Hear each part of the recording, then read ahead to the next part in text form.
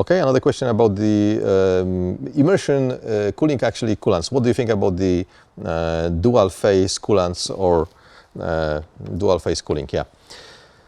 Well, we don't want dual phase coolants at all. It was very appealing at the very beginning. Obviously, there were a couple of large players in the industry, manufacturers of the chemical materials, so let's say those different coolants. The dual phase coolants means fluoroketones, fluorochemical fluids basically, and we may recognize them under the brand of company called 3M, so Novec type of coolants, Novec 7200, that kind of cooling mediums. They were so appealing because we have that very good, very efficient dual phase heat transfer. The coolants were water-like. They were super clean, so you're basically taking the server and it's all draining with that coolant immediately, and you have clean hands. It's all nice and good. So it was very appealing, both from the heat transfer side and the general usage and all that. But the problem is that those materials, those fluoroketones, these are basically PFAS materials. So, well, right now the 3M and other vendors stopped the manufacturing of that coolants, and basically get into huge settlements with the communities affected by the production. Simply those fluids are causing testicular cancer, bowel cancer. We cannot use them. We cannot use them at all. Also, we cannot use them in the immersion tanks, simply because the vapor, which is then generated, we basically inhale this. And since the fluid is heavier than the water, it actually stays in your lungs. And then it can cause significant health problems.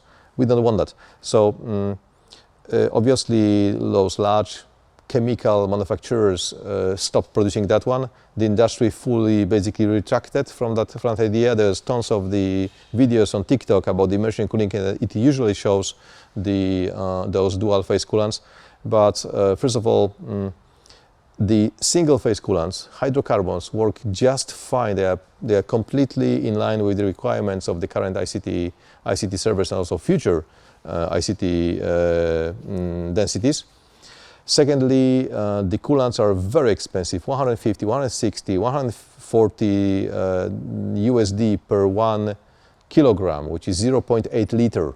And in one immersion tank, you may have like 1,000 liters. So huge expense. And obviously, if you will get any leak, or let's say, if your immersion system won't be seal tight, then you will start losing that fluid. Eventually, it will basically vaporize, relatively quick. So imagine going to your immersion system and finding out that you just lost $6,000, $4,000, $10,000, and that it's worse. And try to find that leak, right? Because it's dielectric. You won't get that sensor, that will inform you that it will just vanish. So dual phase cooling for the immersion, huge cost, significant health concerns, super clean, it's awesome, but besides that, it's also super expensive, and it's killing you. So we don't want that. Single phase cooling, goes a long way, and it will be used in different scenarios. Dual phase cooling, no, not for now. There are some candidate fluids, by the way, but we don't know much about them, and we need to find out whether those new candidate fluids for the dual phase cooling, whether they will pose the same threat as the Novec type of fluids, which are recommended. But again, people were dying around the factories. So yeah, we don't want dual phase cooling for now, even though it's super sexy and it's super cool.